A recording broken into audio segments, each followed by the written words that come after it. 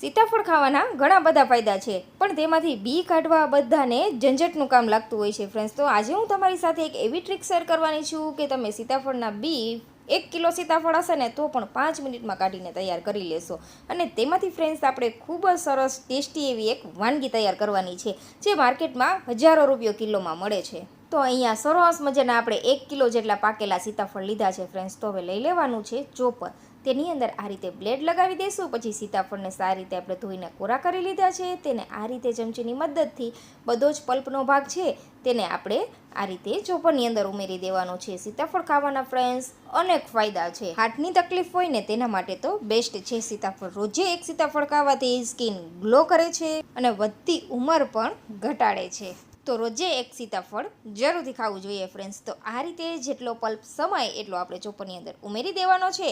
પછી ફ્રેન્ડ્સ આપણે ઢાંકણ લાગ્યા હોઈને આ રીતે જે રીતે આપણે ડુંગળી ટમેટા ક્રશ કરતા હોય તે મુજબ આપણે ચોપરને આ રીતે ક્રશ કરવાનું છે. આને લીધે ફ્રેન્ડ્સ આ રીતે ફ્રેન્ડ્સ સીતાફળના બી આસાનીથી અલગ થઈ જાય છે અને પલ્પ પણ સરસ એવો આપણને મળી રહે છે. તમે જોઈ શકો છો જરા પણ વેસ્ટેજ નથી થતું. 2 થી 3 મિનિટ માટે આ રીતે પ્રોસેસ કરશો ને ફ્રેન્ડ્સ એટલે તમે અહીંયા જોઈ શકો છો બી સરસ એવા અલગ થઈ ગયા છે.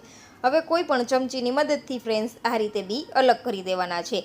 આ બી ફ્રેન્ડ્સ ફેંકવાની પણ જરૂર નથી. તમે આ બીનો યુઝ તેલ બનાવવા માટે કરી શકો છો. બીને ધોઈને કોરા કરીને સૂકવીને ફ્રેન્ડ્સ તમે જે માથામાં નાખવાનું તેલ બનાવે છે તેની અંદર જો તમે આ બીનો યુઝ કરશો ને ફ્રેન્ડ્સ તો જે ઘણી વખત માથામાં ટોલા પડી ગયા હોય ને તેમાં પણ રાહત મળે છે. એટલા ગુણકારી છે બી પણ. તો તમે અહીંયા જોઈ શકો છો 1 કિલોમાંથી ફ્રેન્ડ્સ આ રીતે આપણે 1.5 કપ જેટલો પલ્પ રેડી થયો છે. તમે અહીંયા જોઈ શકો છો અને બીની અંદર જરાય વેસ્ટેજ નથી ગયું. તમે અહીંયા ફ્રેન્ડ્સ જોઈ શકો છો. તો હવે આપણે એક પેસ્ટ રેડી કરવાની છે ફ્રેન્ડ્સ. તો તેના માટે એક મિક્સર જાર લીધું છે. તેની અંદર આપણે થોડા એવા કાજુ ઉમેરી દેવાના છે અને ફ્રેન્ડ્સ આપણે ઉમેરી દઈશું 10 રૂપિયાના પેકેટમાં આવે છે ને તે 3 મોટી ચમચી જેટલો મિલ્ક પાવડર. સાથે ફ્રેન્ડ્સ આપણે અહીંયા લીધી છે અડધા કપ જેટલી ખાંડ. ખાંડની જગ્યાએ ફ્રેન્ડ્સ તમે સાકરનો યુઝ પણ કરી શકો છો. સાથે જ 2 નંગ જેટલી આપણે એલચી ઉમેરી દઈશું. તેને આ રીતે આપણે ખોલીને સાથે ઉમેરી દેવાની છે. આમાંથી ફ્રેન્ડ્સ આપણે એવી વાનગી તૈયાર કરવાના છીએ જે બધાને ખૂબ જ પસંદ આવે છે, પણ માર્કેટમાં ખૂબ મોંઘી મળે છે. તમે તેને ઘરે આસાનીથી રેડી કરી શકો છો. હવે બધી વસ્તુને આપણે સારી રીતે પીસી લીધી છે એટલે આ રીતનો પાવડર રેડી થઈ ગયો છે. તમે ફ્રેન્ડ્સ અહીંયા જોઈ શકો છો.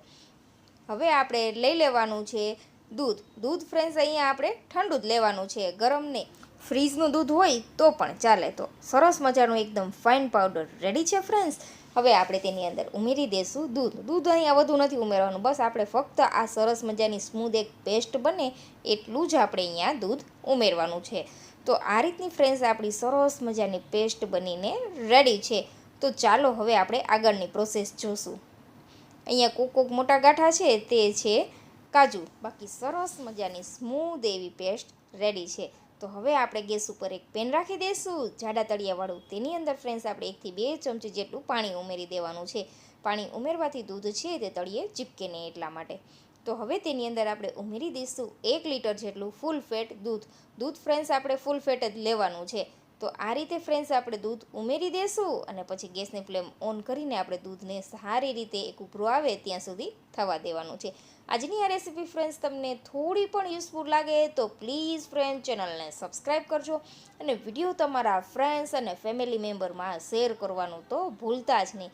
જો આપણે આગળ પેસ્ટ બનાવેલી ને ફ્રેન્ડ્સ તે તમારે ન બનાવીએ ને તો શું કરવાનું, આ દૂધ છે તેને ફ્રેન્ડ્સ તમારે થોડી વાર માટે વધુ ઉકાળવાનું છે. પણ આપણે અહીંયા સરસ મજાની એક એવી ટ્રીકથી આ વસ્તુ બનાવવાની છે ને ફ્રેન્ડ્સ કે તમારે કલાકોનું કામ મિનિટોમાં થઈ જશે અને ગેસની પણ બચત થશે અને ટેસ્ટી એવી વાનગી બનીને તૈયાર થશે અને જાજો સમય પણ નહીં લાગે. આ વાનગી ફ્રેન્ડ્સ એવી છે કે માર્કેટમાં તમે તેને ખરીદશો ને તો 1000 થી 1200 રૂપિયા કિલોમાં મળે છે, પણ ઘરે તમે નજીવા ખર્ચમાં જ બનાવીને તૈયાર કરી શકો છો ફ્રેન્ડ્સ. તો અહીંયા દૂધને ઉકળતા લગભગ 10 મિનિટ જેટલો સમય થઈ ગયો છે અને દૂધ સરસ મજાનું ઘટ પણ થવા લાગેલ છે ફ્રેન્ડ્સ. તમે અહીંયા જોઈ શકો છો. વચ્ચે વચ્ચે ફ્રેન્ડ્સ આપણે ચલાવતા રહેવાનું છે દૂધને. જો નહીં ચલાવીએ ને તો તળિયે ચીપકી જશે અને દૂધ ચીપકવાની સ્મેલ પણ આવશે આમ વાનગીની અંદર. એટલે તમારે ધ્યાન રાખવાનું ફ્રેન્ડ્સ કે જે રીતે આ રીતે ચમચો ફેરવીને વચ્ચે જે કંઈ મલાઈ જમા થાય છે તેને દૂધ સાથે મિક્સ કરતા જવાનું અને સારી રીતે બધી વસ્તુને આ રીતે મિક્સ કરવાનું અને ચમચો લગાવતો જવાનું, જેથી ફ્રેન્ડ્સ દૂધ તળિયે ચીપકે નહીં. હવે જે આપણે પેસ્ટ રેડી કરેલી હતી ને તે બધી પેસ્ટ ઉમેરી દેવાની છે. પેસ્ટ ઉમેરી દઈને ફ્રેન્ડ્સ એટલે તમે અહીંયા જોશો કે 5 મિનિટ માટે તમે તેને થવા દેશો ને એટલે દૂધ છે તે ધીમે ધીમે ઘટ થવા લાગશે. તમે અહીંયા જોઈ શકો છો. બીજી કોઈ જ વધુ તામઝામ તમારે કરવી જ નહીં પડે. અહીંયા જોઈ શકો છો ફ્રેન્ડ્સ, 1 લીટર દૂધમાંથી ફ્રેન્ડ્સ તમે ખૂબ જ સરસ ટેસ્ટી એવી વાનગી બનાવીને તૈયાર કરી લેશો, જે માર્કેટમાં ખૂબ મોંઘી મળે છે. એકવાર બનાવશો ને ફ્રેન્ડ્સ તમે તેના ફેન થઈ જવાના છો. એટલી સરસ ટેસ્ટી બનીને તૈયાર થાય છે. અહીંયા ફ્રેન્ડ્સ તમને પસંદ હોય ને તો તમે સાથે માવો પણ ઉમેરી શકો છો.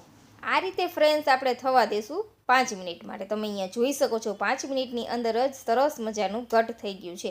જો વધુ ચલાવવું હોય ને ફ્રેન્ડ્સ તો રહેવા દેવાનું, તો વધુ ઘટ પણ કરી શકો છો, તો પસંદ તમારી છે. આ રીતે જે આપણે પેસ્ટ ઉમેરેલી તે ઉમેરી દઈને પછી ફ્રેન્ડ્સ તમારે તેને કન્ટિન્યુ ચલાવવાનું છે. જો છોડી દેશો ને તો દૂધ ઘટ થવાને લીધે તળિયે ચીપકવાની શક્યતા રહે છે, એટલે તમારે તેને સતત ચલાવતા જ રહેવાનું છે. બીજું કોઈ જ કામ કરવાનું નથી, દૂધ ઉપર જ તમારે ધ્યાન રાખવાનું છે. જેથી આપણી વાનગી છે તે સુપર ટેસ્ટી બનીને તૈયાર થાય. અહીંયા ફ્રેન્ડ્સ તમારે ચેક કરી લેવાનું આ રીતે ચમચા પાછળ જો હલકું કોટિંગ થતું હોય આ રીતના લાઈન બને એટલે સમજવાનું કે પરફેક્ટ એવી આપણી વાનગી બનીને તૈયાર છે. તો ગેસની ફ્લેમ બંધ કરી દઈશું અને તેને ઠંડી થવા માટે રૂમ ટેમ્પરેચર ઉપર આપણે રાખી દેવાની છે. તો પછી ફ્રેન્ડ્સ તમે તેને 3 થી 4 કલાક માટે ફ્રીઝરની અંદર રાખી શકો છો. તો અહીંયા સરસ મજાની આપણે આને ઠંડી કરી લીધી છે. તમે અહીંયા જોઈ શકો છો 3 કલાક માટે આપણે તેને ફ્રીજની અંદર સેટ થવા માટે રાખી દીધેલું હતું. સરસ મજાની ઘટ એવી આપણી બાસુંદી બનીને તૈયાર છે. આ બાસુંદીને ફ્રેન્ડ્સ તમે આમનમ પ્લેન પણ સર્વ કરી શકો છો. જો કોઈને પસંદ ન હોય બીજી કોઈ વસ્તુ ઉમેરેલી તો આપણે થોડી એવી અલગ કાઢી લીધી છે 1 વાટકા જેટલી. હવે આ ઠંડી થયેલી બાસુંદીની અંદર ફ્રેન્ડ્સ આપણે સીતાફળનો પલ્પ જે કાઢીને રાખેલો તે ઉમેરી દઈશું. સાથે થોડા એવા ડ્રાયફ્રૂટ ઉમેરી દઈશું, જેમાં આપણે બદામની કતરણ અને પિસ્તાની કતરણ ઉમેરેલી છે.